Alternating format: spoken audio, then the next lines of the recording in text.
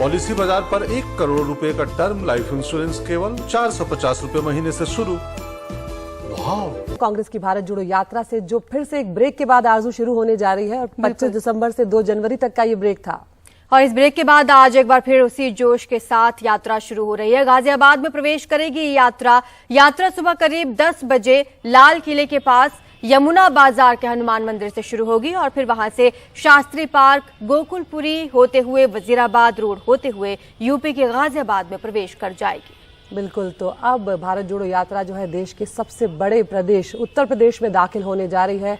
इस यात्रा में भीड़ को देखते हुए दिल्ली पुलिस और गाजियाबाद पुलिस ने ट्रैफिक एडवाइजरी भी जारी की है। यात्रा के दौरान कुछ सड़कों को बंद किया गया है तो कई सड़कों पर ट्रैफिक डायवर्जन भी किया गया है। पिछले दिनों हमने ये भी देखा था कि कांग्रेस ने शिकायत की थी कि जब भारत जोड़ो यात्रा दिल्ली में लाल किले के पास से गुजर रही थी तब राहुल गांधी की सुरक्षा जो है उसमें सेंध का सवाल उठाया था, आरोप लगाया था और सुरक्षा बढ़ाने की भी मांग की थी। हालांकि उसके बाद सीआरपीएफ ने कहा था कि कई बार खुद राहुल गांधी जो है वो जो एडवाइजरी है उनकी सुरक्षा को लेकर उसका उल्लंघन करते हुए नजर आए हैं।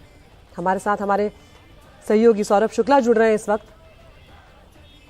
सौरभ, किस तरह से अब आप देख रहे हैं भीड़, क्योंकि हम लगातार देख रहे थे कि सुरक्षा का मुद्दा जो है वो भी दिल्ली में उठाया गया था जब ये यात्रा दिल्ली में पहुंची थी। अब उत्तर प्रदेश में दाखिल होने जा रही है, सबसे बड़ा सूबा है देश का और 2024 के चुनाव पर भी कांग्रेस की लगातार नजर है इस यात्रा के मद्देनजर। बिल्कुल अदिति, बिल्कुल इस यात्रा के मद्देनजर कांग्रेस की नज़र 2024 के चुनाव में पहले तस्वीरें दिखाएं। कांग्रेस के कार्यकर्ता यहाँ इकट्ठे होने लग गए हैं। ये हम हनुमान मंदिर के बाहर खड़े हैं। यमुना बाजार का हनुमान मंदिर है, बहुत प्राचीन हनुमान मंदिर है, पांडवकालीन हनुमान मंदिर है, बहुत लोगों की आस्था है और राहुल गांधी इसी मंदिर में दर्शन करके अपनी जो भारत जोड़ो यात्रा का दूसरा चरण है वो शुरू करने वाले हैं। हम सबको पता है कि 2024 में चुनाव है, उससे पहले जब उत्तर प्रदेश में आज लगभग 12 बजे वो एंट्री करेंगे तो उनके साथ में सपा और बसपा के कोई नेता नहीं होंगे, क्योंकि बीजेपी ने लगातार आरोप लगाया है कि ये ऑपोजिशन एकता के लिए ऐसा किया जा रहा है, लेकिन सपा बसपा ने आने से मना कर दिया है। अखिलेश यादव ने यह भी कहा था कि बीजेपी और कांग्रेस एक हैं, लेकिन कल पत्र लिख करके राहुल गांधी को शुभकामनाएं दी थी और कहा था कि भारत जोड़ो यात्रा सफल रहे, उससे उनकी मनोकामना है, क्योंकि राहुल गांधी ने यही कहा है कि सैद्धांतिक तौर पर बसपा और सपा उनके साथ हैं, क्योंकि ये यात्रा महंगाई, बेरोजगारी, सांप्रदायिकता, जातिवाद इन सबके खिलाफ है। लेकिन फिलहाल दिल्ली में जब ये यात्रा शुरू होगी अदिति, तो इसका एक बहुत सिग्निफिकेंस है। सिग्निफिकेंस इसलिए है कि 2020 में फरवरी 2020 में उत्तर पूर्वी दिल्ली में दंगे हुए थे जिसमें 53 लोगों की मौत हो गई थी और कई लोग अब तक लापता हैं। वो 2020 के दंगे हम सबने कवर किए थे। उसी इलाके से आज ये भारत जोड़ो यात्रा जाएगी, क्योंकि जाहिर सी बात है कि राहुल गांधी की भारत जोड़ो यात्रा सबसे ज़्यादा तो सांप्रदायिकता के खिलाफ है, भाईचारे के लिए है। तो उसी इलाके में गोकुलपुरी, मौजपुर, जाफराबाद के वो इलाके हैं जहां से ये भारत जोड़ो यात्रा जाएगी, जहां पर हम सब ने देखा किस तरीके से मारकाट मची, आगजनी हुई, लोगों की मौत हुई, घायल हुए और जो हिंदू मुसलमान के बीच जो दरार थी वो कहीं ना कहीं बड़ी हुई सीए प्रोटेस्ट के बाद। तो वही कोशिश होगी कि उस यात्रा उस रास्ते से जा करके उस खाई को भी पाटा जाए। पट भी गई है धीरे धीरे। जहां दंगे हो जाते हैं अदिति, लोगों को समझ में आ जाता है कि दंगों में नुकसान उन्हीं के लोगों का होता है, सामाजिक भाईचारा टूटता है, तो उस इलाके से होकर के भारत जोड़ो यात्रा गुजरेगी। आज 10 बजे के करीब राहुल गांधी यहाँ पहले 9:30 बजे के करीब यहाँ मंदिर में पहुंचेंगे और मंदिर के बाहर आप देखिए वहाँ पर सीआरपीएफ की जो टीम है वो अभी आपको नजर आ रही होगी, पहले ही यहाँ पर पहुंच गए हैं। डिटेल सिक्योरिटी प्लान बन रहा है, क्योंकि जैसा आपने कहा कि राहुल गांधी की सुरक्षा को लेकर के तमाम सवाल उठ रहे थे। सीआरपीएफ ने उसका जवाब भी दिया था कि राहुल गांधी ने प्रोटोकॉल फॉलो नहीं किया, लेकिन राहुल गांधी ने भी इसका जवाब दिया कि वो इतनी महत्वपूर्ण यात्रा पर निकले हैं, अगर वो लोगों से नहीं मिलेंगे तो उस यात्रा का क्या मतलब है। उन्होंने ये भी कहा कि सुरक्षा प्रोटोकॉल उनके लिए अलग है लेकिन बीजेपी के नेताओं के लिए अलग है। बीजेपी के नेता रोड शोज करते हैं, उनको प्रोटोकॉल फॉलो करने के लिए नहीं कहा जाता, कहा भी जाता है अगर वो तोड़ते हैं तो उसके बाद ऐसा उसको कॉर्नर नहीं किया जाता। उन्होंने कहा कि मानक जो है वो प्रोटोकॉल अलग अलग क्यों है बीजेपी के नेताओं के लिए और उनके नेताओं के लिए। तो फिलहाल ये बहुत अहम रहने वाला है। 12 बजे के करीब गाजियाबाद के लोनी बॉर्डर पर पहुंच जाएगी भारत जोड़ो यात्रा। 10 बजे से लेकर 12 बजे तक 2 घंटे दिल्ली में यात्रा है।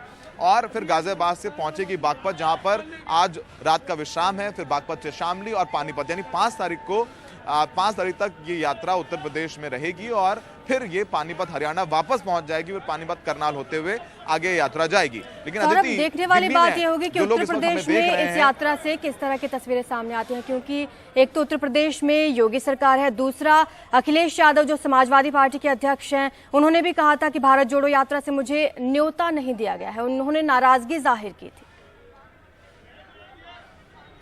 नहीं, देखिए आरजू, ये बात पुरानी हो गई।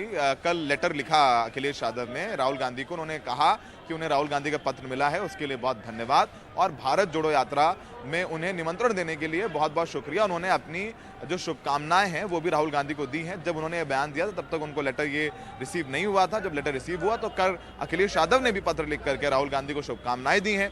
मायावती ने भी ट्वीट कर राहुल गांधी को शुभकामनाएं दी हैं। हालांकि दोनों ही नेता इस भारत जोड़ो यात्रा में शामिल नहीं होने वाले हैं। जाहिर सी बात है कि इसके राजनीतिक कारण हैं अपने, और समाजवादी पार्टी और बसपा, जाहिर सी बात है उनको लगता है कि वो ज़्यादा मजबूत हैं, कांग्रेस से बहुत आगे हैं उत्तर प्रदेश में। कांग्रेस के पास लोकसभा चुनाव में बहुत कुछ है नहीं, सिर्फ सोनिया गांधी की एक रायबरेली लोकसभा सीट है, इसके अलावा विधानसभा में भी सिर्फ 2 सीटें ही कांग्रेस जीत पाई थी। तो ऐसे में सपा बसपा साथ नहीं होना चाहते हैं कांग्रेस के, और उनको लगता है अगर वो कांग्रेस के साथ होंगे तो उसका फायदा कांग्रेस को मिलेगा और उनको नहीं मिलेगा। तो एक तो राजनीतिक बात है। लेकिन आखिरी बात जरूर बता देते हैं आरजू की दिल्ली वाले जो अब अपने घर से निकलने वाले हैं, दफ्तरों को जाने वाले हैं, वो थोड़ा सा आज उनको हैवी ट्रैफिक मिलेगा इन इलाकों में। पुरानी दिल्ली का इलाका जो है, यमुना बाजार, कश्मीरी गेट का इलाका है, यहाँ पर हैवी ट्रैफिक मिलेगा। वजीराबाद की तरफ से अगर वो जा रहे हैं या मध्य दिल्ली के लिए या लटियन जोन आ रहे हैं तो अवॉइड करें 12 बजे तक, वहाँ पर हैवी ट्रैफिक होगा। पुष्टा रोड है, 100 फुटा रोड है, वहाँ पर हैवी ट्रैफिक होगा। गोकुलपुरी, मौजपुरी, धर्मपुरा इलाके में ट्रैफिक बहुत हैवी रह सकता है। तो उत्तर पूर्वी दिल्ली और पुरानी दिल्ली के इलाकों में ट्रैफिक हैवी रहेगा। लेकिन निकलना है तो 12 बजे के बाद निकलें, जब ये भारत जोड़ो यात्रा गाजियाबाद पहुंच जाए। अदिति, बिल्कुल सौरभ, यहाँ पर ये भी आपसे समझना चाहेंगे कि उत्तर प्रदेश में उतना लंबा वक्त नहीं बिता रहे हैं राहुल गांधी या भारत जोड़ो यात्रा जो है जितना दूसरे प्रदेशों में हमने देखा। क्या उसकी वजह ये है कि जो कांग्रेस शासित राज्य थे या जहां पर उन्हें लगा कि जन समर्थन ज्यादा अच्छा मिल सकता है, उस हिसाब से ये दिनों में रुकने की जो रणनीति है वो तय की जा रही है? देखिए अदिति, एक बार फिर से अपना सवाल पूछिए। यहाँ पर लोग कुछ कह रहे थे। बिल्कुल बिल्कुल सौरभ, ये समझना चाह रहे हैं कि यहाँ उत्तर प्रदेश सबसे बड़ा राज्य है, क्या सिर्फ 3 दिनों के लिए रुकना ये रणनीति के तहत किया गया है क्योंकि ये कांग्रेस शासित राज्य नहीं है? नहीं, देखिए रणनीति के तहत इसलिए नहीं किया गया कि कांग्रेस शासित राज्य नहीं है।